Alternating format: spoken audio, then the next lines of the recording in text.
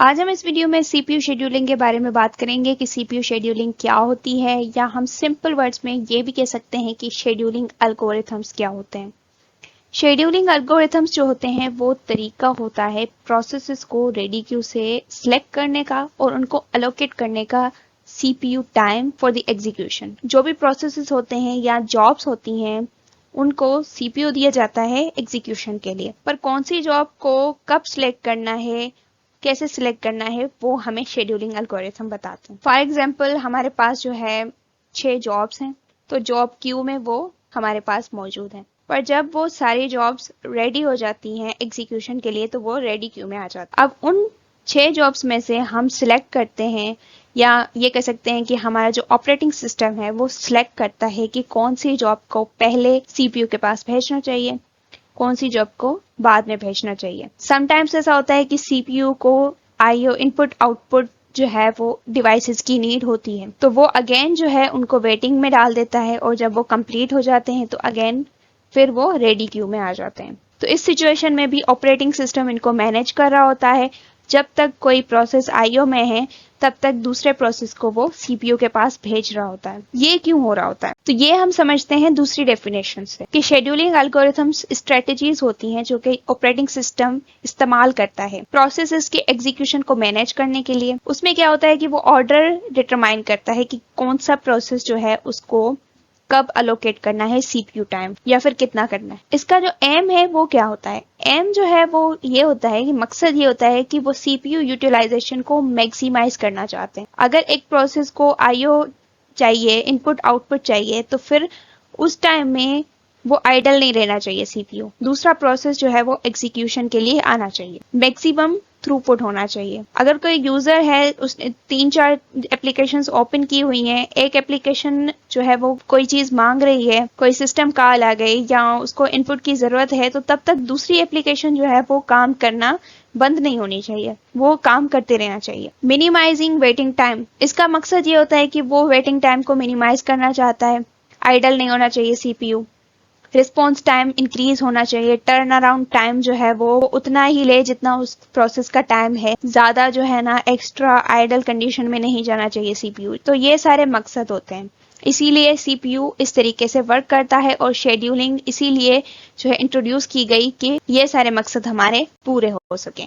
For example हमारे पास सारी jobs मौजूद हैं और हमारे पास जो है प्रोसेस शेड्यूलिंग एल्गोरिथम्स भी मौजूद हैं। अब उसमें क्या होता है कि समटाइम्स रेडी क्यू से हमारा प्रोसेस जाता है सीपीयू की तरफ, तो वो फिर वापस भी आ जाता है रेडी क्यू में। एक तो जो है रीजन हो सकता है इनपुट आउटपुट का, दूसरा रीजन क्या हो सकता है, टाइम क्वांटम का हो सकता है। हमने डिसाइड करके रखा है कि कोई भी प्रोसेस है वो हम 2 सेकंड के लिए उसको रन करवाएंगे।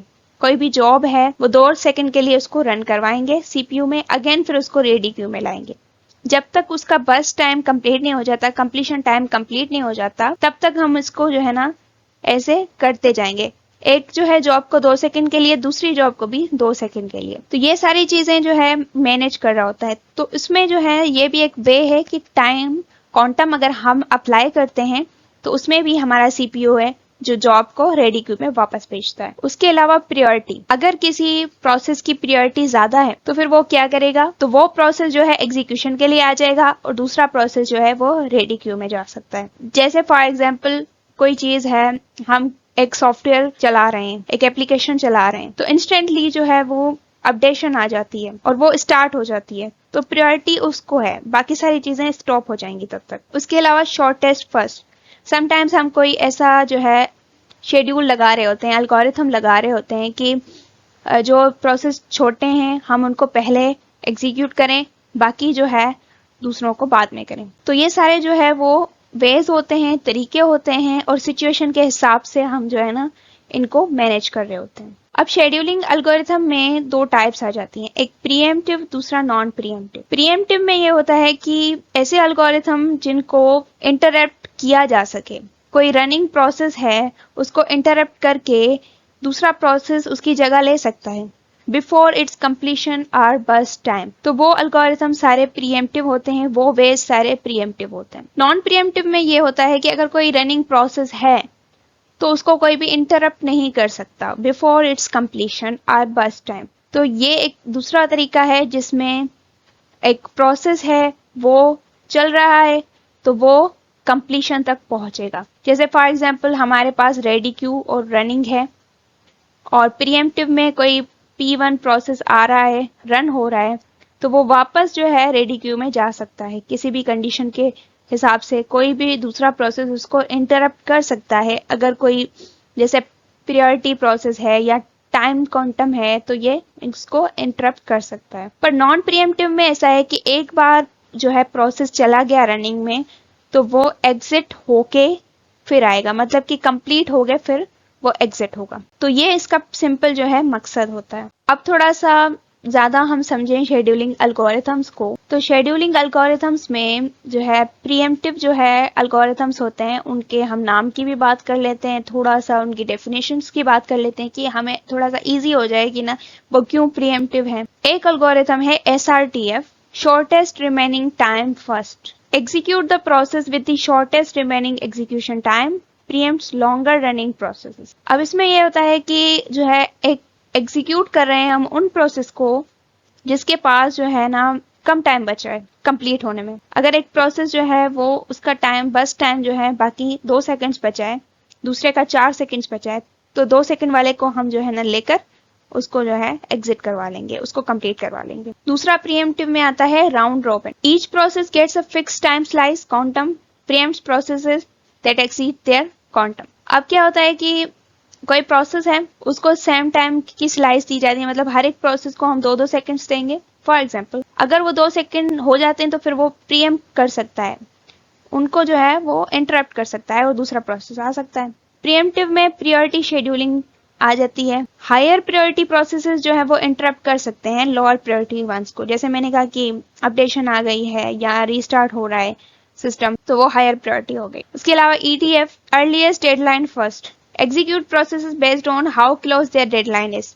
डेडलाइन जो है कितनी क्लोज है, इसको एनी हाउ अभी हमें करना है एग्जीक्यूट, तो वो भी प्रीएम्प्ट कर सकते हैं दूसरे उन प्रोसेसेस को जिनकी डेडलाइन जो है वो जरूरी नहीं है। मल्टी फैक्टर फीडबैक क्यू, ये भी प्रीएम्प्टिव है, डायनेमिकली एडजस्ट करता है प्रोसेस की प्रायोरिटीज को based on behaviour, preempts lower priority task. इसमें भी जो है मल्टी लेवल फीडबैक होता है कि ना अगर किसी की प्रायोरिटी ज्यादा हो गई है, बिहेवियर क्या कर रहा है, वो कौन सा आउटपुट दे रहा है, कैसे दे रहा है, तो फिर वो इंटरप्ट कर सकता है। अब नॉन प्रीएम्प्टिव की बात करें तो वो इंटरप्ट नहीं कर सकता। एल्गोरिथम नेम है FCFS, first come first serve. उसमें process are executed in the order they arrive without interruption. जैसे ही कोई प्रोसेस आता है पहले वो जो है एग्जीक्यूट होता है, फिर दूसरा आया वो वेट करता है, फिर वो एग्जीक्यूट होता है, तो लाइन बाय लाइन वो होते रहते हैं पर उसमें इंटरप्शन नहीं आती। दूसरा है SJN, शॉर्टेस्ट जॉब नेक्स्ट। अब जो है जिनका टाइम एग्जीक्यूशन टाइम जो है ना कम है तो उनको जो है पहले हम भेजते हैं, पर इसमें भी दूसरा प्रोसेस कोई भी इंटरप्ट नहीं कर सकता। अगर कोई बाद में आया है, तीसरे नंबर पे आया है, उसका शॉर्टेस्ट टाइम जो है वो बहुत कम है या उसका कम जो है ना टाइम है एग्जीक्यूशन का, फिर भी वो इंटरप्ट नहीं कर सकता उस प्रोसेस को जो चल रहा है। नॉन प्रीएम्प्टिव में प्रायोरिटी शेड्यूलिंग भी आ जाती है कि प्रोसेस जिसकी हायर प्रायोरिटी है वो एग्जीक्यूट होगा फर्स्ट, पर वो प्रीएम्प्ट नहीं कर सकता प्रोसेस को, जो चल रहा है उसको प्रीएम्प्ट नहीं कर सकता। जब वो चलने वाला कंप्लीट हो जाएगा फिर वो जो है ना एग्जीक्यूट होगा बाकियों को छोड़ के, फिर भले वो लास्ट में आया हो, पर रनिंग प्रोसेस को वो कभी भी जो है नहीं कर सकता प्रीएम्प्ट या इंटरप्ट। तो ये जो है इनके डेफिनेशन से हमें पता चला कि वो प्रीएम्प्ट क्यों है और नॉन प्रीएम्प्ट क्यों। हम जो है कैसे चूज करें कि हमारे लिए कौन सा राइट एल्गोरिथम होता है, और अगर हमारे पास प्रीएम्प्टिव एल्गोरिथम्स हैं तो फिर हम नॉन प्रीएम्प्टिव क्यों यूज करते हैं, और नॉन प्रीएम्प्टिव है तो प्रीएम्प्टिव क्यों यूज करते हैं। तो चॉइस जो होती है ना एल्गोरिथम्स की वो डिपेंड करती है एक तो सिस्टम टाइप पे और दूसरी गोल्स पे। सिस्टम कौन सा है हमारा ये हम डिसाइड करते हैं, रियल टाइम सिस्टम है, बैच सिस्टम है या फिर इंटरैक्टिव सिस्टम है। गोल्स क्या है, हम वेटिंग टाइम को कम करना चाह रहे हैं या फेयरनेस इंश्योर करना चाह रहे हैं। समटाइम्स कुछ प्रोसेस ऐसे होते हैं जो हम जो है ना चाहते हैं कि वो सही हो, इनमें एरर ना आए। फॉर एग्जाम्पल रेंडरिंग हो रही है किसी वीडियो की तो हम नहीं चाहते कि उसमें एरर आए, या रिपोर्टिंग हो रही है तो अगर कोई और प्रोसेस उसके बीच में एग्जीक्यूशन ले लेगा तो फिर हो सकता है कि उसमें एरर आए, तो हम वो जो है गोल डिसाइड कर लेते हैं। मैक्सिमाइज थ्रूपुट करना चाहते हैं या प्रायोरिटाइज करना चाहते हैं अर्जेंट टास्क को, जल्दी जो हमें कंप्लीट करने हैं। तो यहाँ पर जो है उनकी हमने जो है लिस्ट बना ली है। जैसे कि अगर हमारे पास रियल टाइम सिस्टम्स है तो उसमें क्या होता है, डेडलाइंस होती हैं, प्रायोरिटाइज टास्क होते हैं। कोई रियल टाइम जैसे माइक्रोवेव ओवन हो गया, एम्बेडेड सिस्टम्स हैं, इंडस्ट्रियल कंट्रोल सिस्टम्स हैं, ऑटोनोमस व्हीकल्स हैं। जैसे कोई गाड़ी है तो उसमें जो है ना डेडलाइंस आ जाती हैं कि हमें वहां पर पहुंचना है। अगर कोई गाड़ी जो है दूसरी आगे आ जाती है तो फिर एक्सीडेंट हो सकता है, तो उस टाइम ऑटोमेटिकली जो है ना उस व्हीकल को उसके हिसाब से एल्गोरिथम चेंज करना पड़ता है या सिचुएशन चेंज करनी पड़ती है जो आगे सिचुएशन आ जाती है। तो उसमें जो है एल्गोरिथम्स कौन से यूज कर सकते हैं हम, ईडीएफ यूज कर सकते हैं, आरएमएस या प्रायोरिटी शेड्यूलिंग यूज कर सकते हैं रियल टाइम सिस्टम्स में, क्योंकि वहां पर प्रायोरिटी मैटर करती है कि अभी किस चीज की प्रायोरिटी है। पहले हमें जो है ना रोड पे किस चीज को देखना है, उसके बाद सिस्टम हमारे पास आ जाते हैं बैच सिस्टम्स।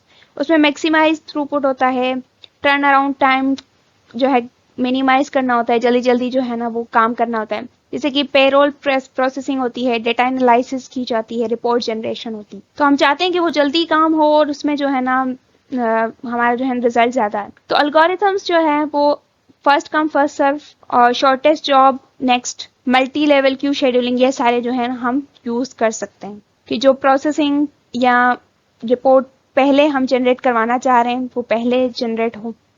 जैसे प्रिंटर्स हो गए, तो फिर हम चाहते हैं कि फर्स्ट जो पेज होता है वो फर्स्ट में जनरेट हो, दूसरा पेज बाद में हो, तो इसीलिए हम वहां पर फर्स्ट कम फर्स्ट सर्व इस्तेमाल कर सकते हैं। उसके बाद सिस्टम टाइप होता है इंटरेक्टिव सिस्टम्स का।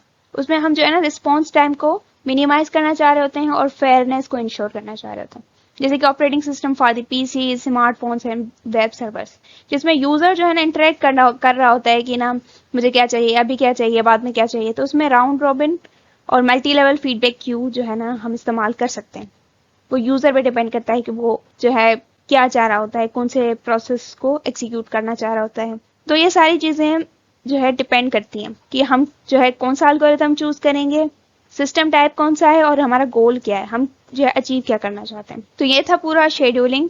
So this was all about the CPU scheduling. और ये अगर आपको वीडियो अच्छी लगी तो इसको लाइक जरूर कीजिएगा और कमेंट करके बताइएगा कि इस वीडियो में आपको कौन सी चीज अच्छी लगी, कौन सी चीज जो है आपके लिए न्यू थी, एंड देन नेक्स्ट वीडियो हम किस टॉपिक पर बनाएं ये भी आप जरूर बताइएगा। Thank you very much.